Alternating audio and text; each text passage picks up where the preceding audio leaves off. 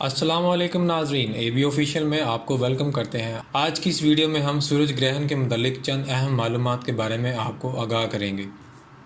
تو چلتے ہیں ویڈیو کی جانب۔ جون 2020 یعنی کل بروز اتوار پاکستان میں ہلکا نما سورج گرہن لگنے جا رہا ہے، جو کہ کسی اچنبھے کی بات نہیں، کیونکہ گرہن کا سلسلہ تو اسی وقت شروع ہو گیا تھا جب چاند وجود میں آیا۔ آج ہم جانتے ہیں کہ چاند زمین کے اور زمین سورج کے گرد گردش کر رہی ہے، اور چاند زمین کے گرد اپنے مدار میں اسی مقام پر تقریباً 29 دنوں میں واپس آ جاتا ہے۔ یوں کہہ لیجئے کہ چاند ہر ماہ سورج اور زمین کے درمیان گزرتا ہے، لیکن یہاں سوال یہ پیدا ہوتا ہے کہ اگر ایسا ہے تو پھر سال میں 12 یا 13 سورج اور چاند گرہن ہونے چاہیے، کیونکہ چاند زمین کے گرد ایک سال میں 12 یا 13 چکر لگاتا ہے۔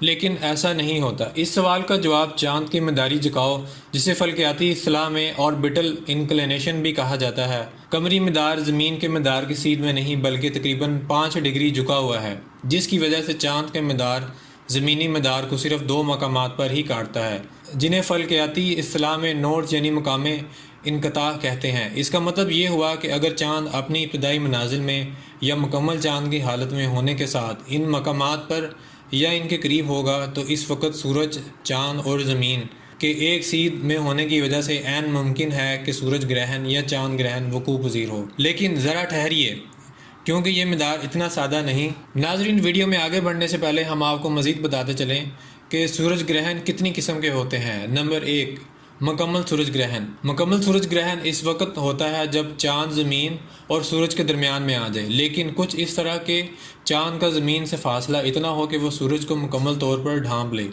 مکمل سورج گرہن میں چاند سورج کا روشن کرہ یعنی فوٹوسفیئر ڈھانپ لیتا ہے، لیکن سورج کی فضا، جسے کرونا کہا جاتا ہے، نظر آنے لگتی ہے، جو کہ ایک دلکش منظر ہوتا ہے، کیونکہ روشن کرے کی موجودگی میں کرونا کو دیکھنا انتہائی مشکل ہوتا ہے۔ کرونا ہی وہ جگہ ہے جہاں سورج کے دھماکے ہوتے ہیں اور پلازما سورج کے اطراف میں پھیل جاتا ہے۔ مکمل سورج گرہن میں سورج کو چاند کے مکمل ڈھانپنے کو ہی مثال بنا کر شمسی سائنسدان بھی جب تحقیق کے لیے سورج کی تصویر لیتے ہیں تو سورج کے روشن کرے کو اسی طرح ڈھانپ کر اس کی فضا کی جانچ کرتے ہیں۔ نمبر 2، ہلکا نما سورج گرہن۔ ہلکا نما سورج گرہن اس وقت پیش آتا ہے جب چاند سورج اور زمین کے درمیان میں تو آ جائے، لیکن اپنے مدار کے اس مقام پر کہ چاند کا زمین سے فاصلہ زیادہ ہونے کی وجہ سے زمینی باشندوں کے لیے چاند مکمل طور پر سورج کے کرے کو ڈھانپ نہ پائے۔ اس نتیجے میں سورج کا درمیانی حصہ چھپ جاتا ہے، جبکہ اطراف میں روشن ہلکا بن جاتا ہے، حالانکہ آج ہمیں معلوم ہے کہ سورج پر آگ موجود ہی نہیں۔ نمبر 3، جزوی سورج گرہن۔ جزوی سورج گرہن اس وقت پیش آتا ہے جب پورا چاند زمین اور سورج کے مدار کی سیدھ میں نہ ہو۔ اس وجہ سے جب چاند سورج کے سامنے سے گزرتا ہے تو چاند کا کچھ حصہ ہی سورج کو ڈھانپتا ہے۔ جی تو اے بی آفیشیل کے ناظرین، آئیے اب ہم آپ کو بتاتے ہیں جون 2020 کا سورج گرہن کیسا ہوگا۔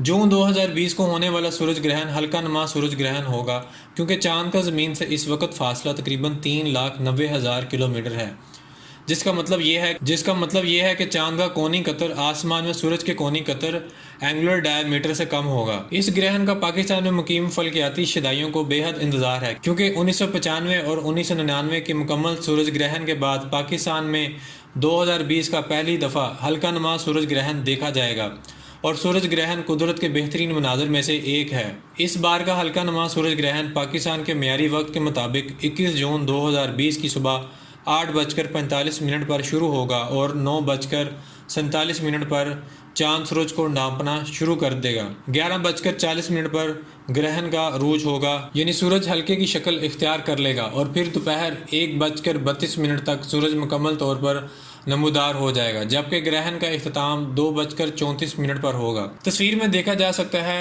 سورج گرہن جنوبی چین کے کچھ علاقوں سے ہوتا ہوا بھارتی دارالحکومت دلی کے قریب دہرادون کے اوپر سے گزرتا ہوا پاکستان میں داخل ہوگا، جہاں یہ سندھ کے مشہور شہر سکھر اور لاڑکانہ سے گزرے گا۔ اس کے بعد سیریا کی ریاست سے ہوتا ہوا جنوبی افریقہ میں اس کا اختتام ہوگا۔ آئیے ہم اب سورج گرہن کے متعلق توہمات اور مفروضات کے بارے میں بات کرتے ہیں۔ سورج گرہن مکمل طور پر قدرتی عمل ہے جو اس وقت ہوتا ہے جب سورج اور زمین کے درمیان چاند آ جائے، جبکہ چاند پر سال کے کچھ مہینوں میں سورج اور زمین کے درمیان آ جانا کوئی حیرت کی بات نہیں، کیونکہ آج سائنسدانوں کو اس بات کا بخوبی اندازہ ہے کہ کب کون سا فلکی جسم کہاں ہوگا۔ اکثر لوگوں کا جو سائنسی علم سے مکمل طور پر ناآشنا ہے، ان کا کہنا ہے کہ گرہن کے وقت سورج سے کچھ خاص طرح کی شعاعیں نکلتی ہیں جو انسانوں پر اثر انداز ہو کر بہت سے حادثات کا باعث بنتی۔ لیکن حیرت کی بات یہ ہے کہ ان لوگوں نے جدید سائنس کے اس دور میں رہتے ہوئے بھی ان شعاعوں کا نام نہیں بتایا۔ حقیقت یہ ہے کہ ایسی کوئی شعاعیں موجود ہی نہیں جو انسانوں پر اثر انداز ہوں، بلکہ سائنسدان اور آنکھوں کے ماہرین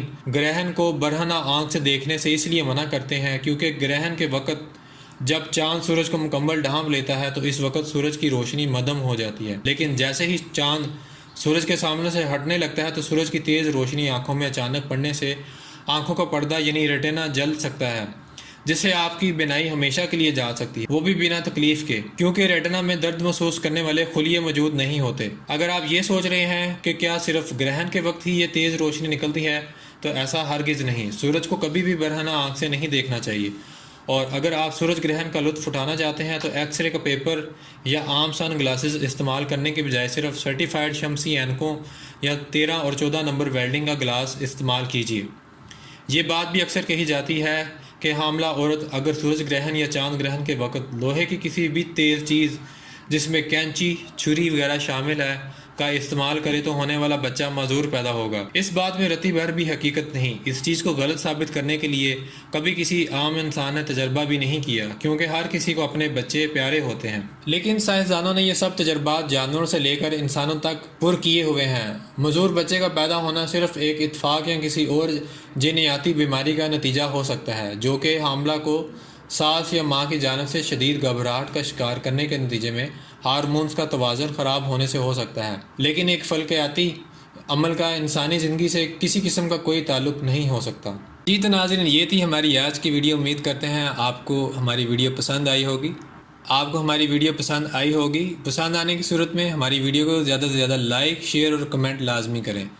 جن لوگوں نے ہمارا چینل ابھی تک سبسکرائب نہیں کیا وہ سبسکرائب بٹن کو پریس کر کے گھنٹی کے بٹن کو دبا دیں تاکہ آنے والی لیٹسٹ اپڈیٹس آپ کو ملتی رہیں۔ اگلی ویڈیو میں پھر ملاقات ہوگی، تب تک کے لیے اللہ حافظ۔